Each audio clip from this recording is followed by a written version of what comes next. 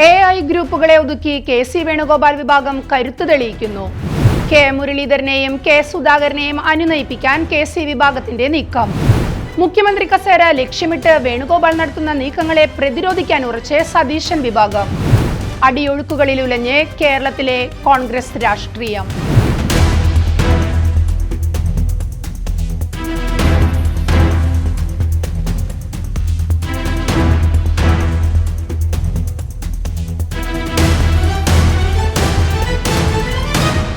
ഇടഞ്ഞു നിൽക്കുന്ന കെ മുരളീധരനെ ഒപ്പം ചേർത്ത് സമ്മർദ്ദശക്തിയായി മാറാൻ ഉറച്ച് കെ.സി. വേണുഗോപാൽ പക്ഷം. യുവജന നേതൃനിരയിലെ പ്രമുഖനായ ഷാഫി പറമ്പിലിനെ നേരത്തെ തന്നെ തന്റെ ഗ്രൂപ്പിലെത്തിക്കാൻ വേണുഗോപാലിന് കഴിഞ്ഞിരുന്നു.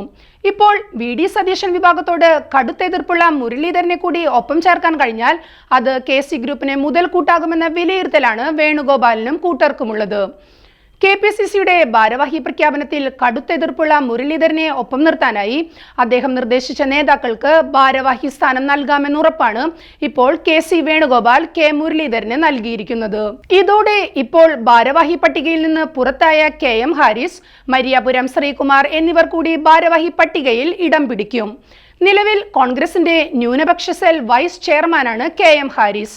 മുൻ കെ.പി.സി.സി ജനറൽ സെക്രട്ടറിയാണ് മരിയാപുരം ശ്രീകുമാർ.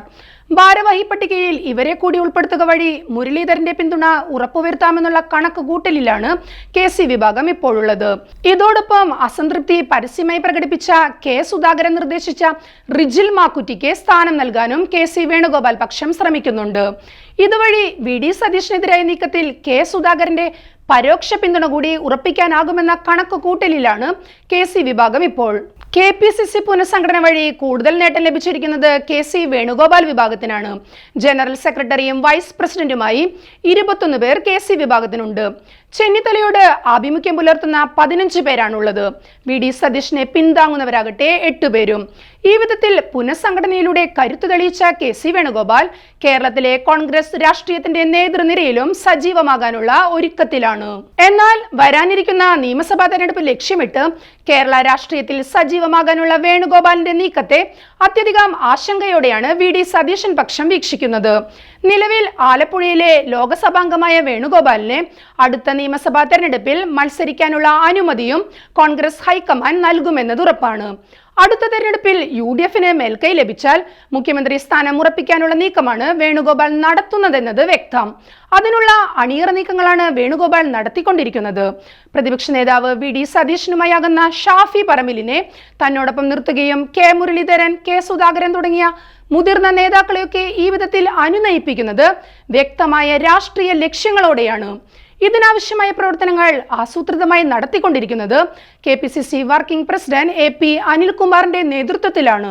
രാഹുൽ ഗാന്ധിയോട് അടുത്ത ബന്ധം പുലർത്തുകയും ഹൈക്കമാൻഡിലെ പ്രമുഖനുമായ കെ.സി. വേണുഗോപാൽ കേരള രാഷ്ട്രീയത്തിൽ സജീവമാകാൻ നടത്തുന്ന നീക്കങ്ങളോട് വലിയ വിഭാഗം നേതാക്കൾക്കും താല്പര്യമാണുള്ളതെന്ന് തന്നെയാണ് സൂചനകൾ വ്യക്തമാക്കുന്നത്.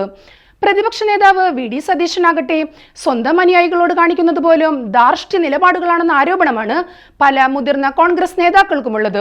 ഈ സാഹചര്യത്തിലാണ് പ്രമുഖ നേതാക്കളെയെല്ലാം അനുനയിപ്പിച്ച് ഒപ്പം നിർത്തി ശാക്തിക ചേരിയായി മാറാൻ കെ.സി. വിഭാഗം കിണഞ്ഞ് പരിശ്രമിച്ചുകൊണ്ടിരിക്കുന്നത്. ഈ വിധം നീക്കങ്ങൾ വരാനിരിക്കുന്ന തദ്ദേശ സ്വയംഭരണ തെരഞ്ഞെടുപ്പിൽ എങ്ങനെ പ്രതിഫലിക്കുമെന്നാണ് കോൺഗ്രസ് നേതൃത്വം ഉറ്റുനോക്കുന്നത്.